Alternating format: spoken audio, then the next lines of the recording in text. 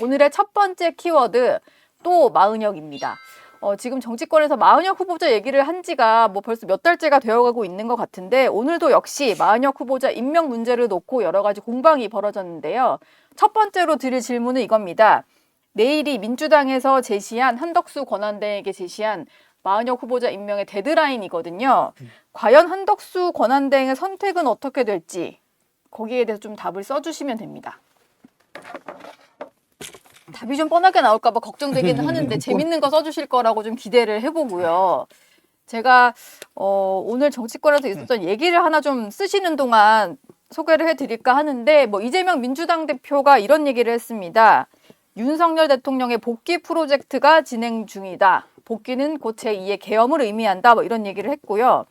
마은혁 후보자 임명을 좀 지연시키는 게 바로 윤 대통령의 복귀 프로젝트다. 이런 식의 좀 해석을 하면서 오늘 정치권에서는 여러 가지 조금 이제 거친 표현들이 많이 등장을 한 그런 날이었는데요. 다 쓰신 것 같아요. 네. 조홍천 의원부터 한번 볼까요? 야당 요구 무시. 야당의 요구를 무시할 것 같다. 들어도 못 들은 척, 봐도 못 본 척. 오늘도 보니까 이재명 대표의 문자와 전화에 응답을 하지 않았다라는 것 같아요. 익집했다는 거죠? 네. 예. 예. 그러니까 무시 전략으로 계속 나가실 것 같습니다. 답변은 여기서 끝나는 건가요? 이따 조금 더 여쭤볼까요? 아니 지금까지 버텨왔는데 지금 와가지고 갑자기 하는 것도 당신으로서 좀 이상할 거 아닙니까? 그러고 이제 총리실에서 설명하는 걸 들어보니까 지금 현안 대응할 게 쌓여 있다 보니까 야당 관계자들의 핑계고. 면담 요청은 그 이후에 한번 검토해 보겠다 이러더라고요. 뒤에 검토하겠죠. 김재원 의원은 어떤 답을 쓰셨나요? 그건 핑계고. 네. 절대 노.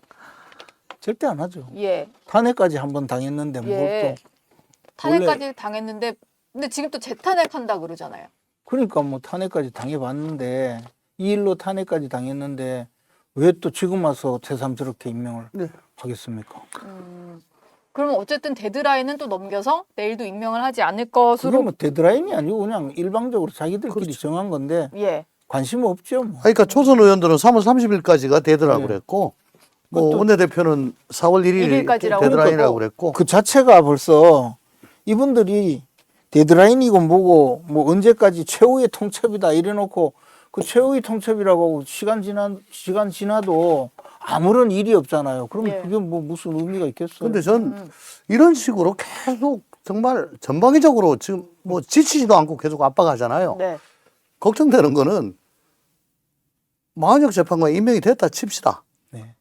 근데 아마 국민의 반 이상은 저분이 정말 헌법과 법률과 직업적 양심에 따라 공정하게 재판할 것이다라고 인정 안 하는 예단을 가질 것 같아요. 하도 지금 밀어붙이니까. 그렇죠. 저희가 특정 국민 재판관에 대해서 너무 많은 정보를 알게 돼가지고. 국민 대부분이 그렇지 않습니까? 아니 저는 어쨌든 가운데 있는 사람으로서 반절 이상이 그러면 마은혁 재판관은 임명이 돼도 처음부터 좋은 글씨 딱지 딱 붙이고 지금 가는 거여서 예. 제대로 그 역할을 할 수 있을까 하도 그러니까 뭔가 저 재판관은 편향된 결정을 늘 내릴 것이다. 예 그리고 끼워서 하나 더 같은 맛이 마용주 대법관 제발 좀 임명해 주시라 라고 부탁을 드립니다. 조홍천 의원이 계속 마은혁만 신경 쓰지 말고 마용주 대법관 후보자도 있다 이런 얘기를 계속 하시더라고요. 어쨌든 지금 정치권은 마은혁 후보자에게 엄청난 집중을 하고 있는데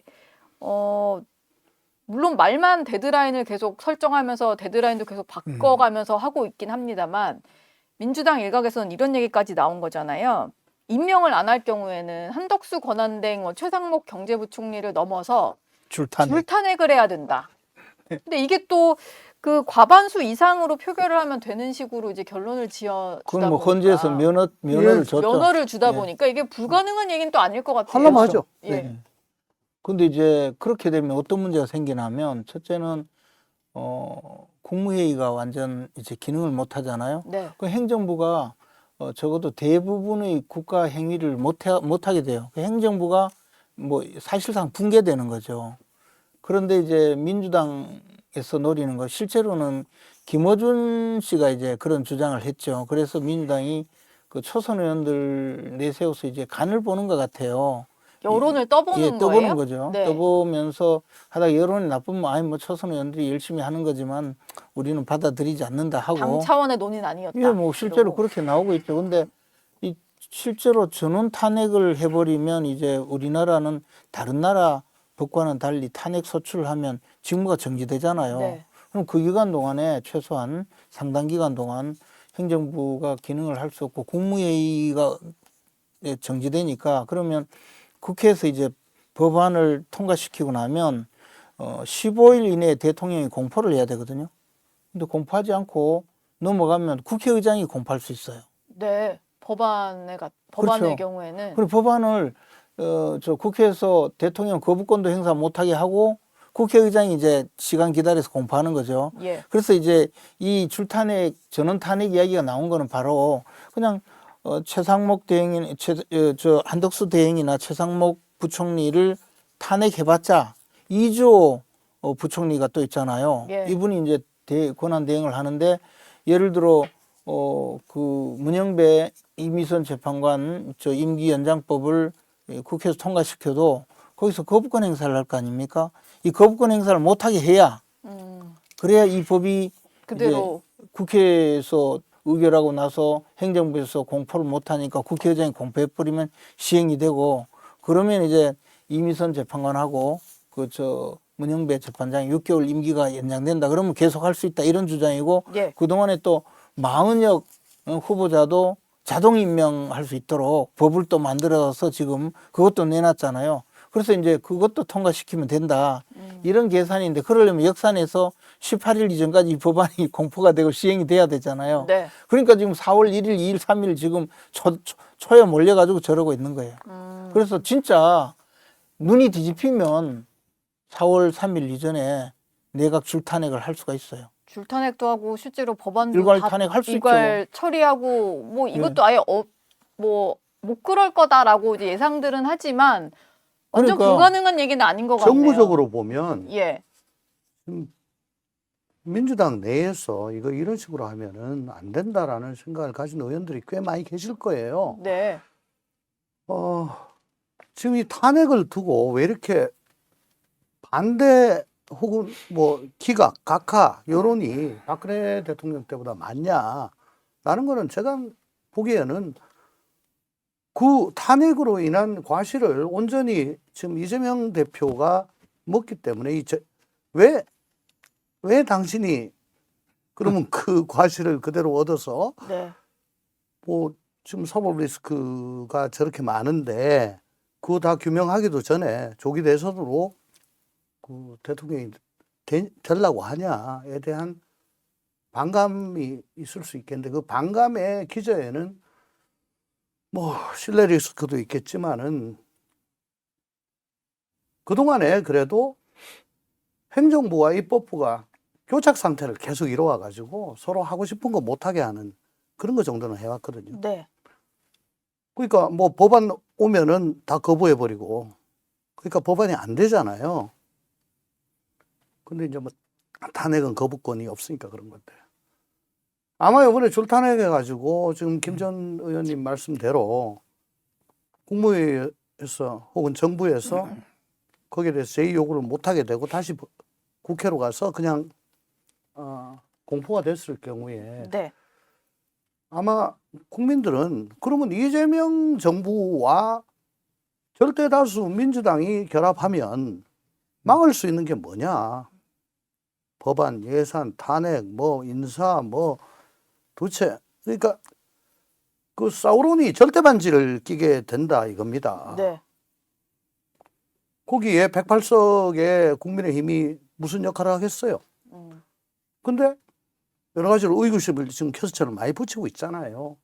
그러니까 그 두려움 때문에 사실은 탄핵에 대해서 흔쾌히 이거는 정말 윤석열 대통령이 말도 안 되는 짓을 했다. 이건 아니다. 이건 책임져야 된다. 이거 탄핵 안 하면 이건 나라도 아니다라고 생각하면서도 그렇지만은 이 문제는 좀 해결이 되고 예. 탄핵이 됐으면 좋겠다라고 생각을 하신 분들이 의외로 굉장히 많습니다.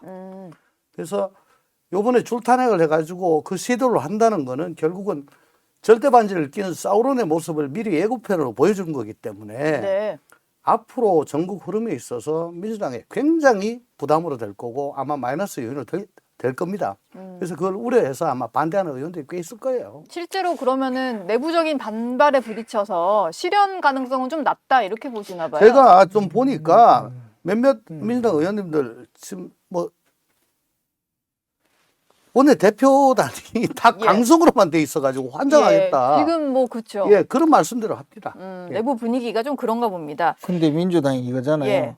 일극 체제. 네. 지금 또 판넬 쓰는 시간은 아닌데 뭔가 쓰고 계시네요. 일극 체제. 일극 체제. 이재명 대표 중심으로요. 예. 유일신이에요. 유일신. 저는 예. 유일체제라고 합니다. 네. 유일 체제. 유일 체제도 아니고 유일신이야. 그래서 지금은 뒤에서 군시렁거리지만 좀 시간 지나서 정말 내일쯤 이재명 대표가 하겠다고 하면 전부 네. 소리 못하고 다 해야 돼요. 안 그러면 또 이게 지난번에 검찰하고 내통한 자들이 이번에는 네. 저 국민의힘 쪽에 하고 내통했다고 이야기할 거거든요. 삑삑 소리 못 해요. 뭐 다 따라오게 되겠죠. 네.